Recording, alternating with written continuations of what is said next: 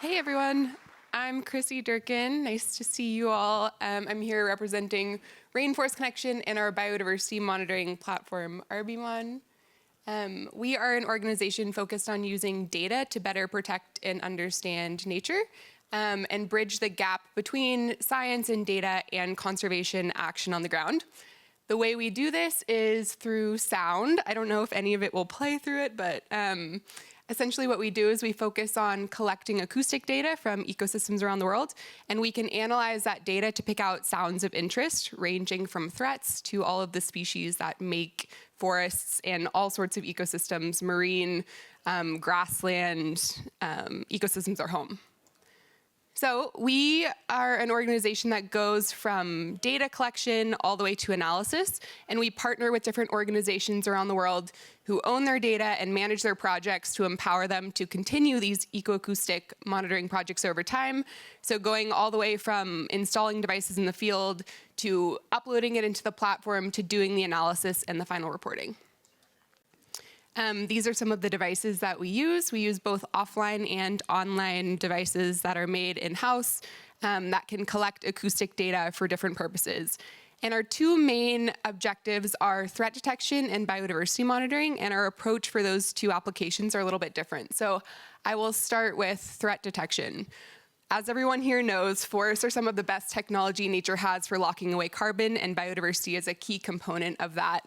However, habitat and deforestation is the second largest contributor to climate change, the #1 cause of plant and animal extinction, and the rainforest is disappearing at a rate of more than 32 million hectares per year. At the same time, 90% of logging is illegal, so there's actually a mandate to stop it. There are just a lot of challenges in the way. And yeah, they're one of the best carbon sinks on Earth.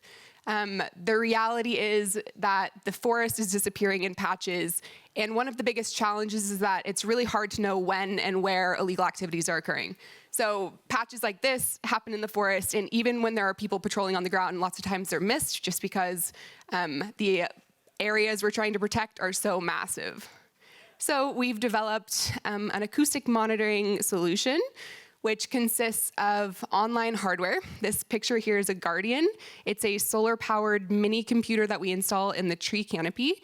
They are essentially collecting data continuously, and they transmit that data to the cloud using the cell network, where we run artificial intelligence models, or we run AI models on the edge and send alerts via satellite to rangers on the ground who can then receive those alerts on their phone or on a dashboard online, and then they can act on those in real time.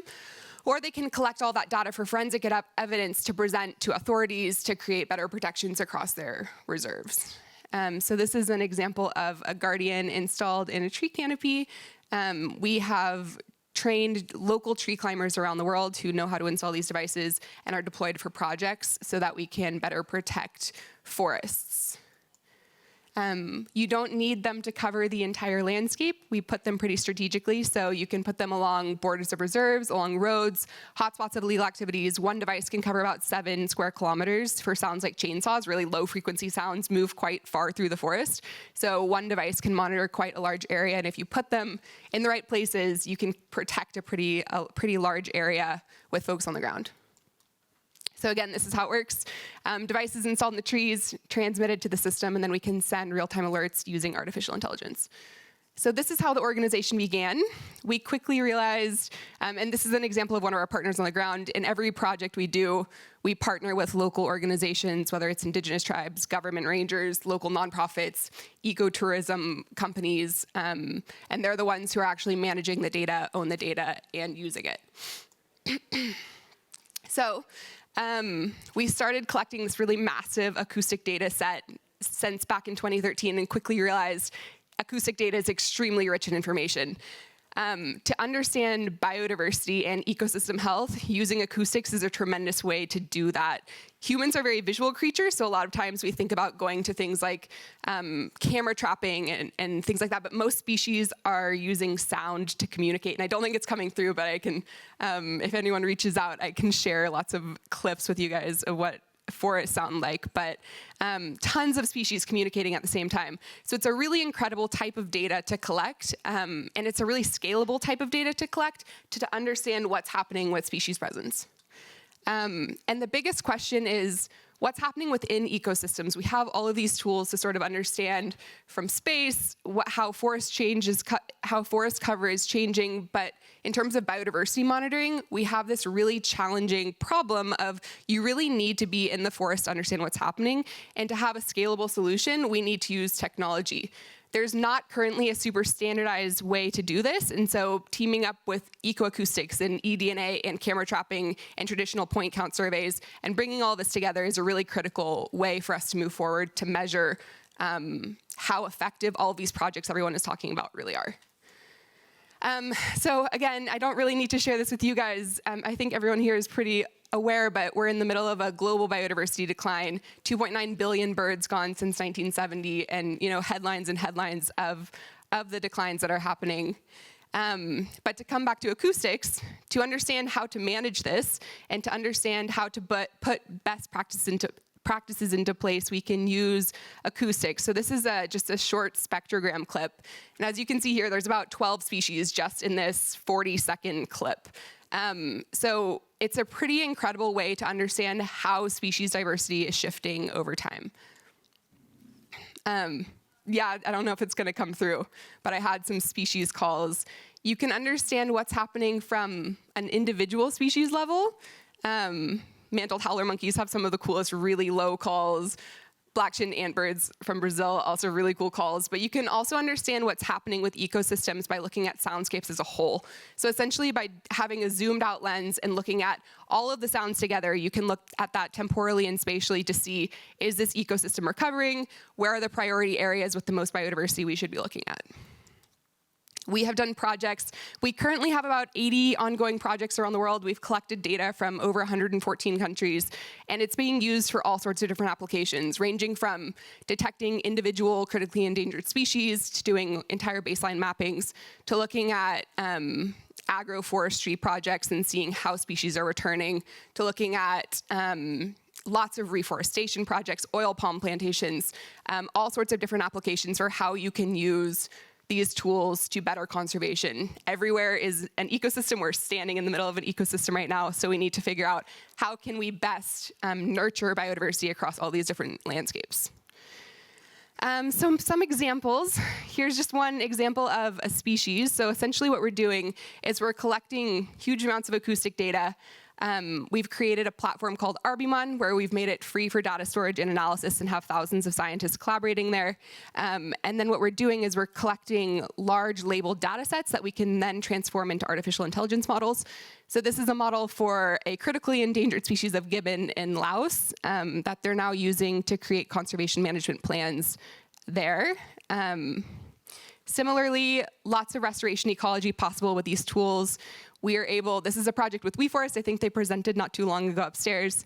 We're able to see how biodiversity is returning to reforestation sites. So it's really important to figure out what are the best growing practices, how can we best plan reforestation projects in conjunction with biodiversity and create higher value carbon projects.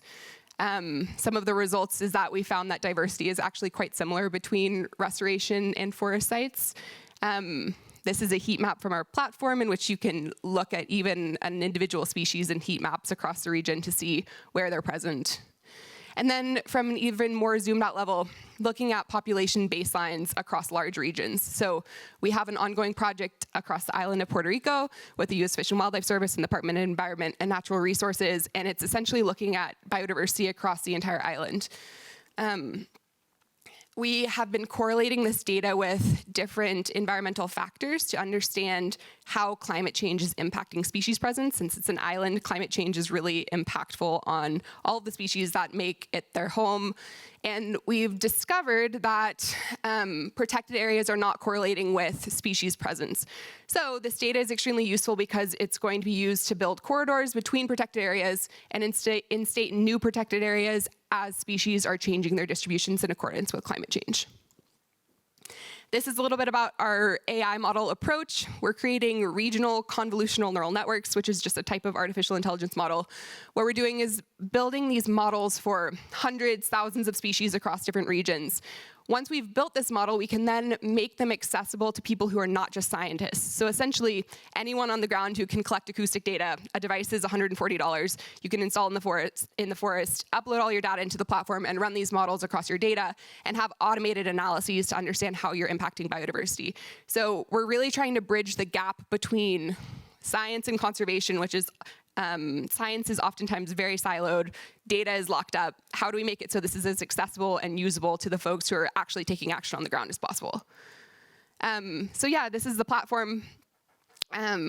Again, we have an open source free platform. We're trying to encourage scientists to collaborate, make their data open, make as many folks who can make use of it have access to it, and then create that automated process where it goes from data intake to analyses that are really easy to digest and visualize so that you can actually use it to inform action. So this is the visualizations page that we just released this past year. We have automated heat maps. You can go into individual species and see where they're present across your project. And then we can integrate this into all sorts of other platforms so that you can understand biodiversity presence across your project. So far, we have, I think now, more than 91 million minutes of audio data and data collected from over 114 countries. We have lots of partners around the world.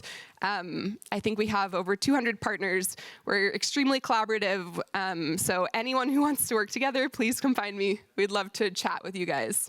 And we have an app. If you're interested in live streaming sounds from forests around the world, you can find our app in the App Store. So that is a little bit about Rainforest Connection and ecoacoustic monitoring. Thanks so much. Time for questions. Okay, sure. I think we have time if anyone has any questions, I'm happy to answer them. No questions? In DRC, not yet. But we started really in Central and South America and Southeast Asia, and we're just now starting to move into Africa.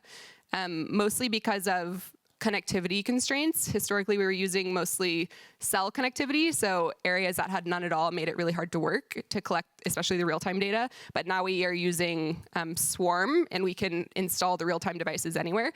So lots of opportunities in Africa, especially on the threat detection side now. Please. And the $140, that's for the whole unit connected to the cell tower. The $140 is for offline units. So the one I was just speaking about is a Guardian. That's an online unit that's continuously transmitting data. The offline units will oftentimes use for biodiversity surveys because they're so inexpensive and you don't need permanent real-time stations. You really just need a couple weeks of data to understand what's happening. So we prefer to use the offline devices, have usually hundreds of sites across different regions, have the local people collect the data so that it's all happening locally, and then upload that into the platform. Sure, so they're physically collected. Yeah. Yep. That is about $1,000 for a device.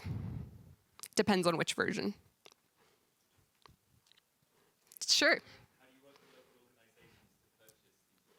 Sure, so we partner with local organizations in all of our projects.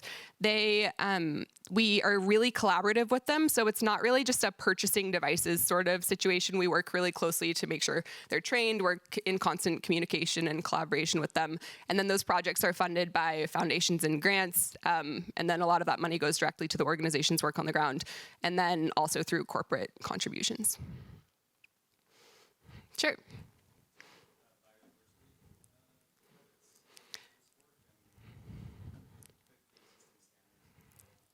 It definitely fits the existing standards. We haven't done any biodiversity credit projects yet. I think there's a lot of opportunities developing in that space, but I mean, it's still kind of too new to be, but I think that acoustics should form the baseline of a lot of the biodiversity credit system. We really need to come together with eDNA, camera trapping organizations, and create really standardized data collection and analysis processes so that we can have a good approach across all these projects. Sure. Do you find correlation between the biodiversity and carbon? Is that what you were saying earlier? Sure. So yes, there is. One of the biggest challenges, especially with all the REDD+ projects and everything like that, historically has been that there hasn't been a good way to monitor the actual ecosystem health and how long-term and stored that carbon really is, right? Biodiversity is an incredible indicator of ecosystem health. So there's a really strong connection there between creating higher value projects and biodiversity. Anyone else? All right, cool. Thanks, guys.